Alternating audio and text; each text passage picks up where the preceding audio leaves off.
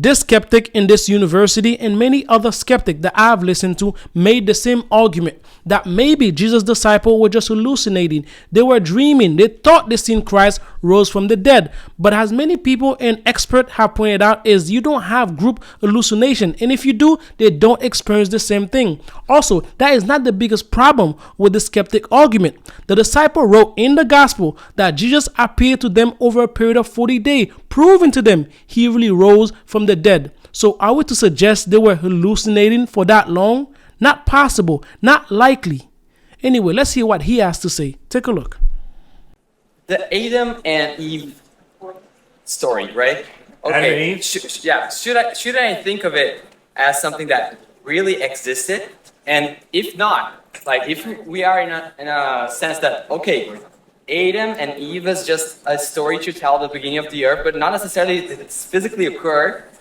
Why am I not allowed to think of Jesus' resurrection as a metaphorical event? Okay. And why can I not think of Jesus' resurrection as a resurrection in our hearts, not a physical resurrection, not of like a real resurrection, but something that occurred in the hearts of the apostles and all of the people involved? Because in the Gospel of John, there's a dude named Thomas who says, not unless I can take my hands and put them in the nail prints in his hands will I believe.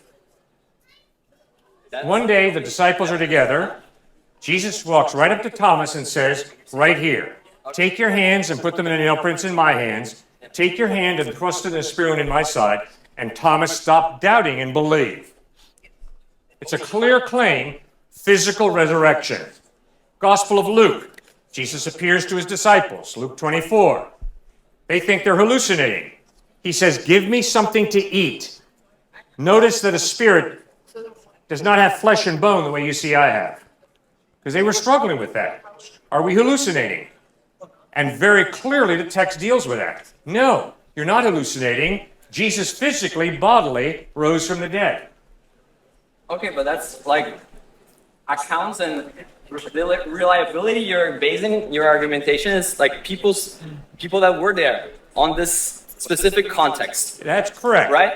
That's right. History is eyewitness accounts. What if those people were dreaming?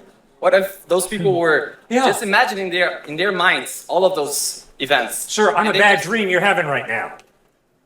Why don't you walk away? Why do you insist upon talking to me if you believe that knowledge is so threadbare that, maybe I'm just a bad dream you're having? Why are you taking the time and the effort to speak to me if you're really seriously entertaining that I might be a bad dream? Okay, but we're talking about God. Yeah, so we're talking about Jesus, the historical Jesus. You're talking about Jesus. Why couldn't Jesus just immerse this dream inside of their heads? Immerse this vision? Well, he could have. But he didn't. And there's no evidence that he did. And there's no evidence that, despite some accounts, what is the historic evidence of the resurrection? The historical record that Jesus died on a cross, was buried in the tomb of Joseph of Arimathea, and 3 days rose from the dead, and over a period of 40 days, he appeared to over 500 people who saw him risen from the dead. That's the historical evidence. So then you should read the Bible as such that every story is, in fact, real. In fact, no, you don't read any collection of books and say, oh, I'm assuming they're all historical.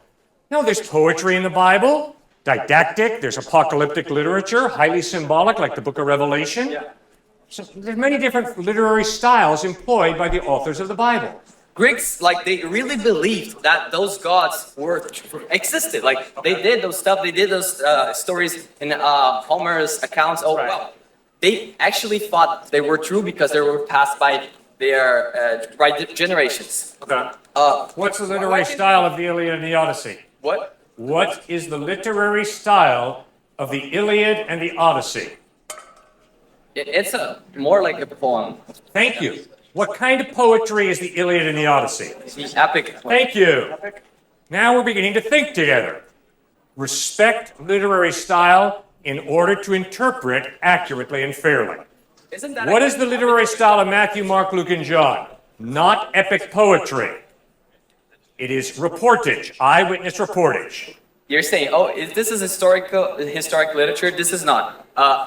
What is the base of that? If I can interpret Jesus, Matthew, Lucas, all of those New Testament stories as symbolic as I could think of them in my vision as Sure. as symbolic. We already went over that, sir. You can think that they're not, but I'm a this is bad arbitrary. dream you're having, remember? What? I'm a bad dream you're having. You can interpret this dialogue as a bad dream you're having.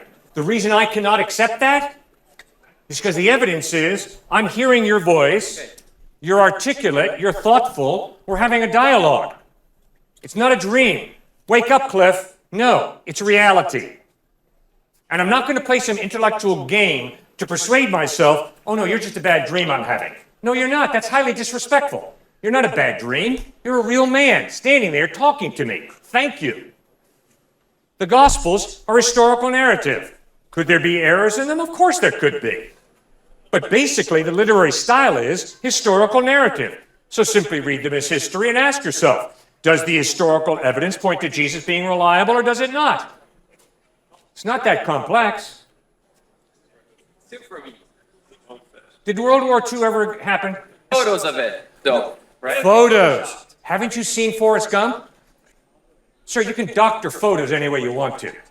So please don't tell me that you need a photo in order to believe it. So it's easier to doct text and stories than photos. It's much easier because those stories were told, like the Bible was compiled like over almost 100 years after Jesus was Let's say we have the outcome of Imagine history. those years. Yeah. How many years of distorting Bible's history, Bible's accounts, Bible's Yeah. texts? There are so many space. There's room for distortion. There's room for doctoring. Sure. Let's say as much as there's room for doctoring pictures from World War II and the man landing the moon. Okay. Yeah.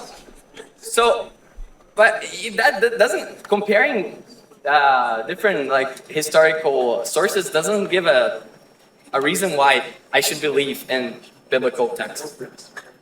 I think you have to ask yourself, we have the outcome in history. The people who wrote the Gospels, they all got killed for that. And so if they had some incentive to get rich or famous or do that, then maybe, but it didn't look like it went that way for them. So you got Matthew, Mark, Luke, John, Peter, James, multiple sources in the New Testament talking about Jesus as a real space-time person. Multiple sources, and but like you're talking about people who were together, right? They were like in the same place.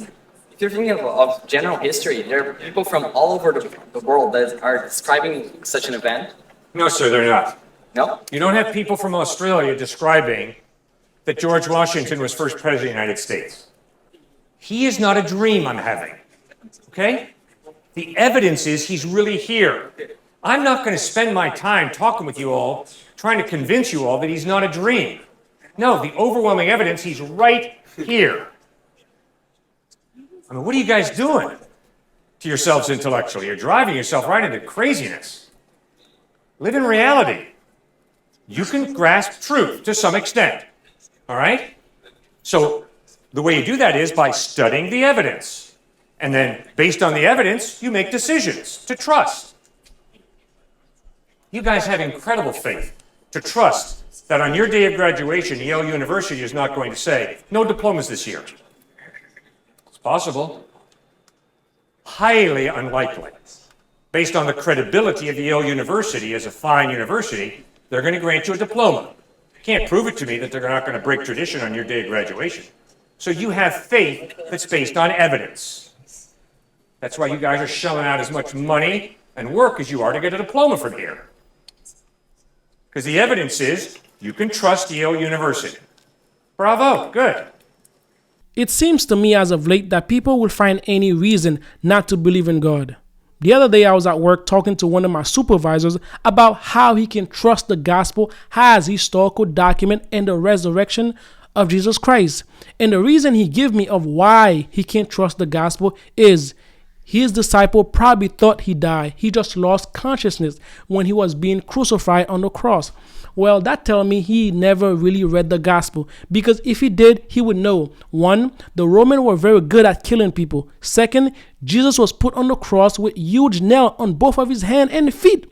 And to make sure that he died, one of the Roman soldiers take his spear and jam it into the side of Christ to make sure that he died. And most importantly, he was placed on the tomb of Joseph, and on the third day he rose from the dead, and he appeared to his disciple completely healed. So the resurrection did happen. Anyway, this is the video I have for you guys. Please consider liking and subscribe, and I'll see you on the next video. Take care.